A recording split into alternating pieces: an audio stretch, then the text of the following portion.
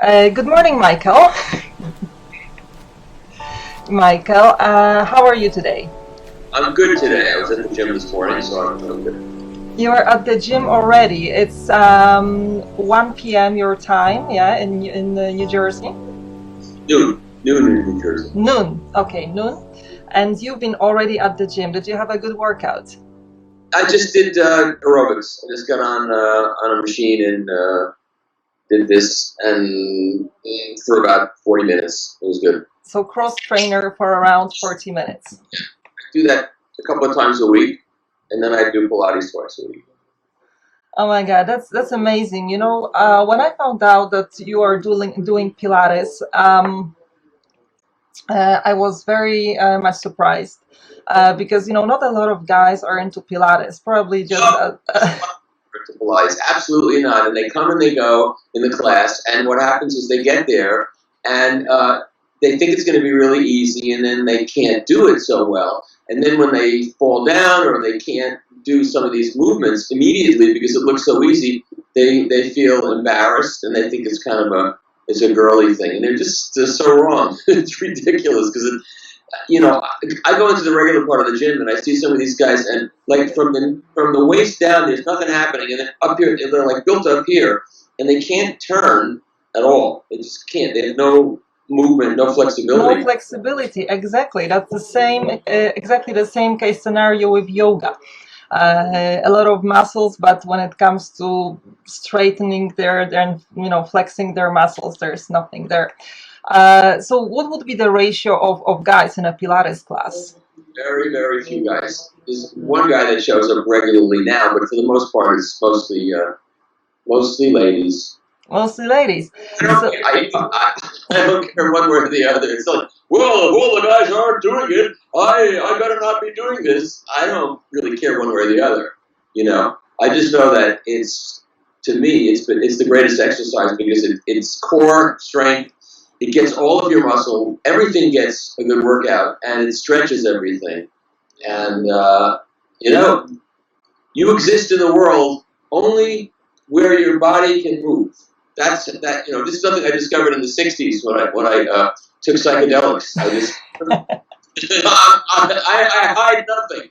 I realized that what you experience, the world is basically what your physical body is capable of reaching and touching in every way, and bending and everything. Because as you get older, you lose a lot of that flexibility, but you can get it back to a great degree with these exercises. And I'm a proselytizer for Pilates or yoga. I did yoga in the '70s. When very few people did yoga. I did the YMCA and in Cambridge, Massachusetts. That's when I had my only car accident, was after doing yoga. It wasn't from any psychedelics. It was from So you're actually saying yoga can be more dangerous than psychedelics? What happened is I got out of my yoga thing, I took a shower, and I was like really kind of blissed out. And I was like, I got in the car and I'm driving, and I'm just so relaxed. And it's like, oh, there's a car stopped in front of me. Well, that's interesting. That's it. That's the only really serious accident I got. I'm not trying to say yoga makes you have car accidents. No. You're saying that yoga, relaxes you, to the extent that probably a lot of drugs wouldn't be able to do it, right? That's exactly what I'm saying, and I'm sticking with that story.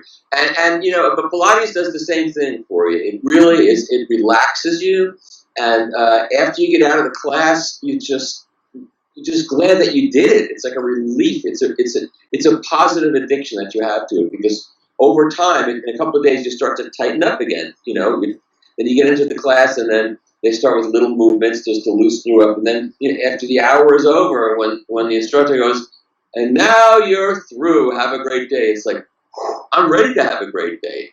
So I go there tomorrow morning I have two classes. So one class is at 8 in the morning, which is fine. That's not good. The other class on Thursdays is at 6:15 in the morning. In the morning? What time do you have to wake up? I wake up at 5:45. Every day or only on your Pilates day? Only on the Pilates days. I don't want to be waking up that early. And my wife says, "You're crazy. Why do you do that?" I said, first of all, it's no problem getting up at 5:45 when I know I'm going to that class. I'm so incentivized to doing it now. It's not a problem. So I'm looking forward to it, getting up at 5:45 and going, even in the middle of the winter when it's really pitch black and cold. I don't care. That's how much I enjoy doing it. Oh my God, that sounds like a great incentive, because it takes a lot of guts to get out of bed on a pitch dark day when it's cold and rainy in the middle of winter. But yeah, if that works, it's great. It's not bother me. It does not bother me at all anymore. Because I love doing it so much. Exactly. So you've built it up so much of the positivity and so much of the positive hormones in your head. The endorphins are just pushing you out of bed on 5:45. Negative ones are there too, I can tell you. Negative hormones. Definitely. Michael, fit at any age. You are now 73. I'll be 73 in a couple of weeks. This is my real voice now. One of the books was not a real voice. This is what happens. But this is how I really talk. No, this is my real voice. Yeah. You are 73 and you have a six-pack. I do. And I didn't cultivate a six-pack. I just woke up one morning and walked in the bed and said, holy crap, I got a six-pack. And I took a picture of it and put it on Facebook. My wife was involved. And then I went to class and I said to my Pilates instructor, I said, look. She goes, what is that from? I said, that was this morning. You did that to me. She couldn't believe it. I don't take my shirt off in class, Okay, so yeah, that's amazing. So you see, you can. What a wonderful world we're living. You can just wake up one day and then realize at age 73 that you actually have a six-pack, even though you never had it before, right? Never had it before. I didn't even have a two-pack. I didn't have a one-pack. So how long do you reckon it took you to build it up, or you were just not focused on it? I wasn't focused on it in the least. It's not what I was. I was just focused on getting in good shape, feeling good, and looking good in a t-shirt. I wanted to look good in a t-shirt. So then I did want to do it. But I just kept doing it. I've been doing this for over 10 years now. Pilates. And, like 2 summers ago, I had this shirt, the police, the band The Police. Mm-hmm. So when the group was fresh and they were. So we were talking that you were not really expecting it and it just happened. Yeah. Okay. I was enjoying fitting in tight t-shirts from the 80s. I was enjoying that. I did not expect to see that kind of musculature on me. Okay, so nice. It was just a nice. Of course, it's nice. So apart from having so much joy out of having nice fit body, how on the mental side, how did it affect you? Being fit, staying fit, going for Pilates for 10 years. What kind of impact did it have on your life? It affects you mentally because you have to work hard to achieve whatever the goal is. And, if the teacher says, I want 10 reps of this, this is true of any kind of exercise, I think. I need a certain number of reps, and you get close and you want to give up, and then you keep doing it. And when you get to that additional activity that you think you can't do, it puts you up a notch in your mind. I can't explain that, but it's what happens. It gives you a confidence that you can go further than you think you can go. Exactly. That's what I've also learned throughout the yoga practice. Your body is capable actually of more than you can ever think. You have to just try and push, and that's why the classes or the workshops with the teachers, with the practitioners are so important, because they are the one that will actually push you, right? Yeah, you can't just go. You can go on your own to the gym and do a certain routine, but when you need that certain push to go extra, and they talk in a certain way, they're really motivational people. They can push you in a way and take you to another level where you don't think you can get to. So when I was a little kid, my father was fine some exercise equipment. Not that he ever showed me how to use it. Not that he ever said, son, let me show you how to do this stuff. He would just buy it, throw it in my room, and say, here. So the thing I got was springs and wooden bars. So you would stand on the wooden bars, and you would roll the other wooden bar, and the spring would be in, and you try to do like, and then what would happen is, when you lost control, it wouldn't be just that the weight would drop. What would happen is the springs that were your feet were holding would let go and hit you in the chin. You would come up from the floor and go, oh, that was the incentive to stop doing that exercise. Sounds like a hardcore methods. And what other exercises apart from Pilates are you doing now? I still, when the weather gets warm, I try to run. I can still run. My knees, the thing is, I didn't exercise when I was a kid. I wasn't on any sports teams. I didn't do anything. So I didn't blow out my knees. I didn't rupture anything. So my knees are still good. So when the weather gets warm enough, I try to run a mile or two around the neighborhood, which is good. And otherwise, if I have time, there's a circuit you can train on at the gym, and I go up and down and use all the machines. Okay, perfect. And do you ever go for any sort of fitness holidays or retreats or places where you can concentrate only on regaining your strength? No, I don't do that because I don't have time to do that, right? And when I travel, which is a lot, I traveled, last year I did well over 100,000 miles, but it was all visiting factories. That's my vacation, is visiting factories. But I do take my gym stuff with me, so the fitness center at the hotel, I try to use it. I don't use that as an excuse to not exercise. Mm-hmm. It's very useful. Really. Have you always been so disciplined? No. So when did that change? When I was a kid, my biggest discipline was lying on my side watching television.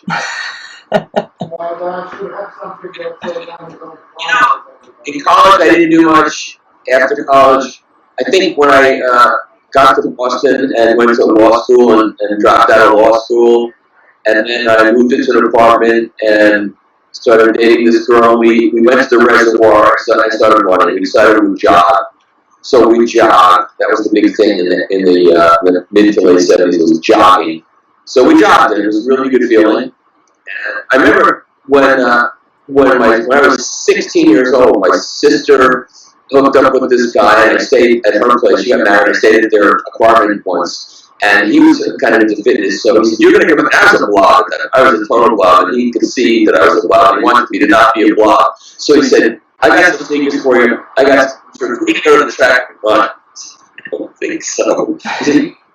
So he stayed me into it. And I get out of the track. I got maybe a quarter mile, maybe, and I had to stop. I was in a quarter mile. Plus, my innards were shaking up so much that I got like a gas attack. And I had to stop. And I said, "How does anybody get any further?" I feel, I'm choking, and I had this gas in me, and you're just completely out of shape. You're like an 80-year-old guy at 16. And you were, what, 16? 16. Wow. Now I'll be an 80-year-old guy, and I'll be like 16. So, oh, yeah. That is truly amazing. You've mentioned that staying fit has improved your overall well-being. Yes. And of course, yes, you do travel a lot, which can sometimes simply traveling can bring a lot of stress. Not to mention the work life. I don't get stressed to travel. I love getting on a plane. And last year I tested myself. I made this trip happen. I went to Berlin for a Making Vinyl festival that I was involved with. And then I had a week between that and the Munich Hi-Fi show. And I said, what am I going to do for a week? I could take a vacation. But no, instead I worked at a series of factory tours. So I went from Berlin to Geneva, to Zurich, to the Czech Republic, back to Berlin. Then I drove 2 hours with a guy to Robel, Germany, to another factory. Then I went back to Berlin. Then I flew to Munich, did the Munich show for 4 days. Then I flew home. And then 6 days later, I flew to Antwerp, Belgium, for another event. And I was fine. I wasn't tired. I wasn't stressed.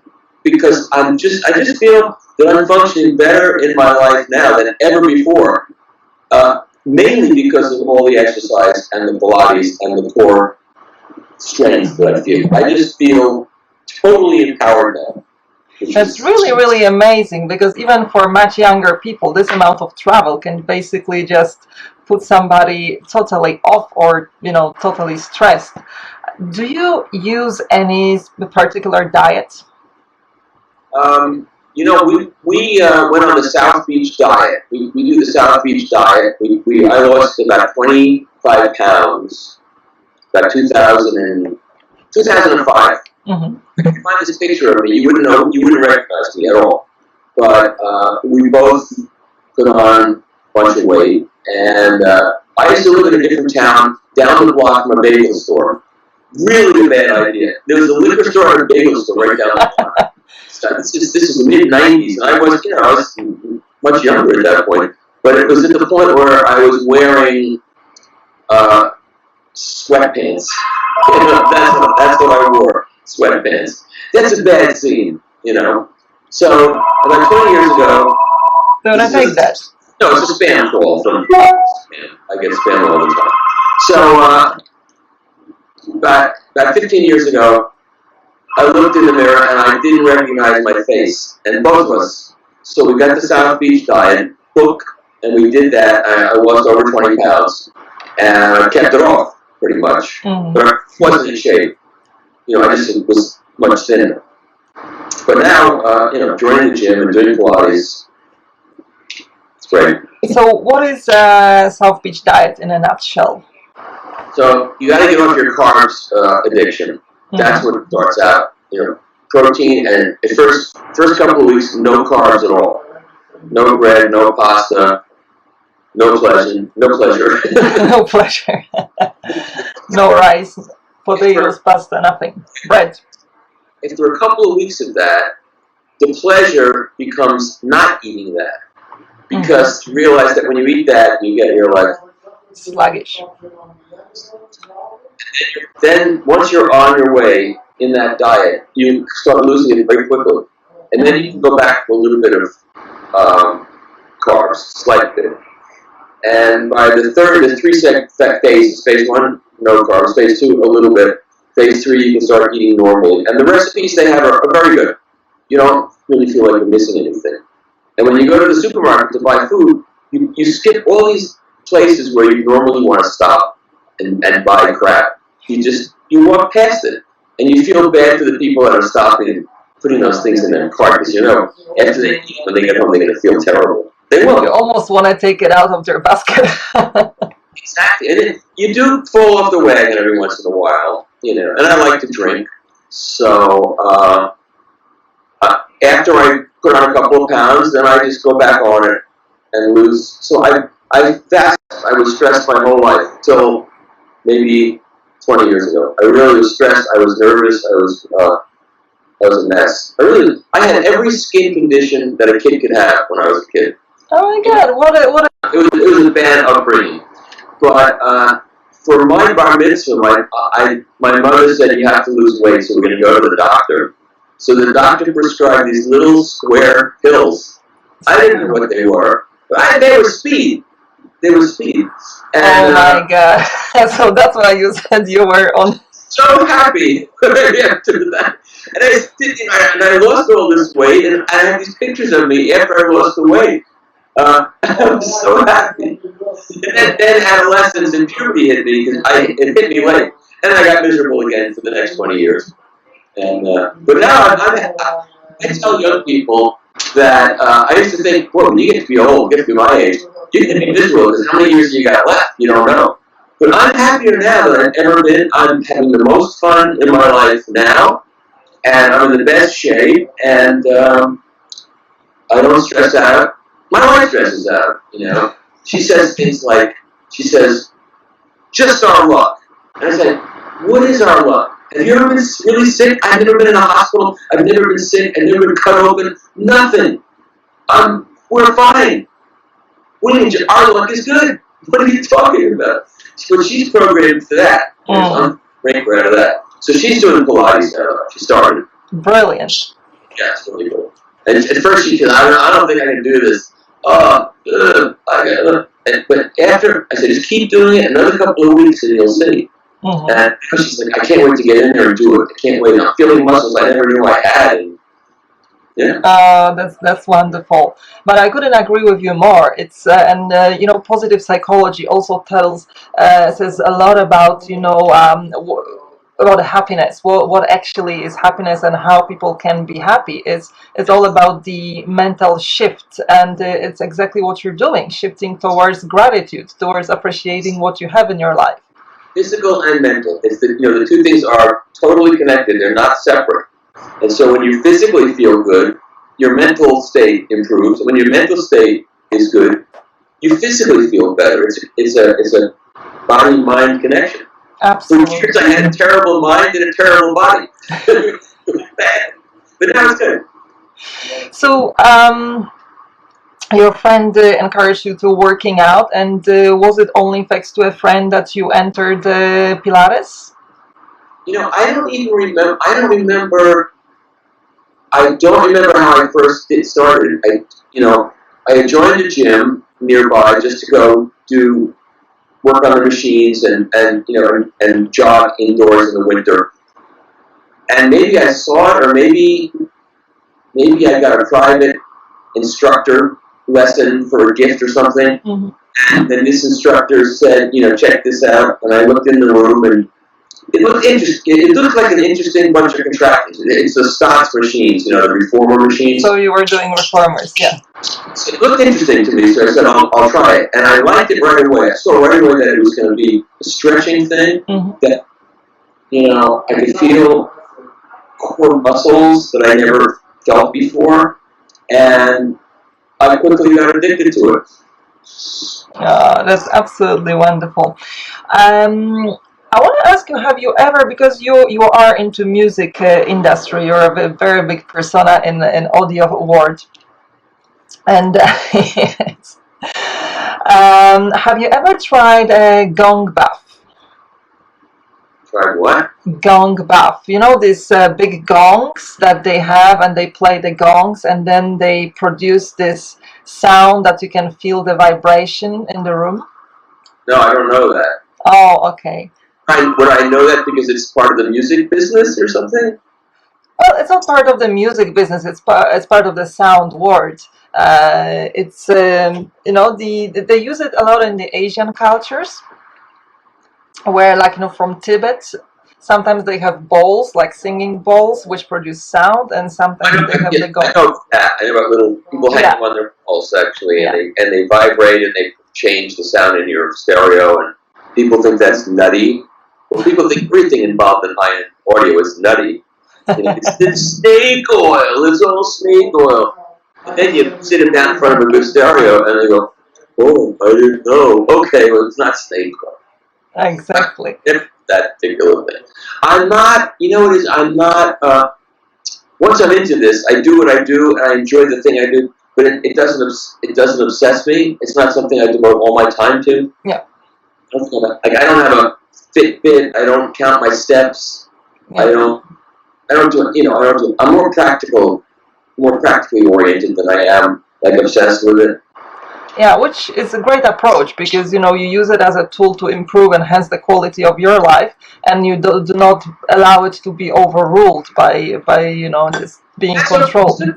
That's okay too, if you want to become an instructor, or make it something that's part of your avocation. I think that's fine, because we need people like that. You need all kinds of different kinds of people that are fixated on different things that can help you in your life, to show you something. But it hasn't changed the course of my life in that sense. It's only changed in that it's made what I do. When I move speakers, or when I have to crawl behind my equipment, there are movements that I have to make to get there. And as I'm doing them, I go, I recognize this move from my Pilates class. And I do this move, I can reach over there and feel my core holding me up, because I'm trained from Pilates to do that. And if it wasn't for that, I wouldn't be able to do it. So you're safe that you're not gonna die out of stretch, or damage your body, because your body is used to the movement, right? character. So you basically only say something like. Now, since we're talking about the sound and stereo, a lot of people use it to relax themselves. What is your experience? You have so many years of experience in high-end audio and the stereo systems. What is the impact of music on people's well-being? So in my job, I have to sit and listen to music as a job. And people say, oh, well, that's Great. fun. Well, it's fun on a certain level. Certainly compared to, let's say, digging ditches, it's fun. But it's still work. And when you're working, there is some stress involved in it because you're trying to listen for things so you can write about it and express to the reader what you're hearing. And after doing this for 30 years, people rely on my opinion. And they take it seriously. Yeah. And they will move based upon what I write. I know that. And then people will spend a lot of money based upon what I write. And so I take it very seriously. I don't play games. I don't play politics. And so it is stressful. So you sit down to write something. You go downstairs after dinner or after, when I'm finished for the day, and spend 3 hours just listening to music and relaxing. That would be a big problem for me because that's been an experience of mine since I was a little kid, is listening to music and being lost in the music and going someplace interesting in my mind. And so I can still do that. So you want to cook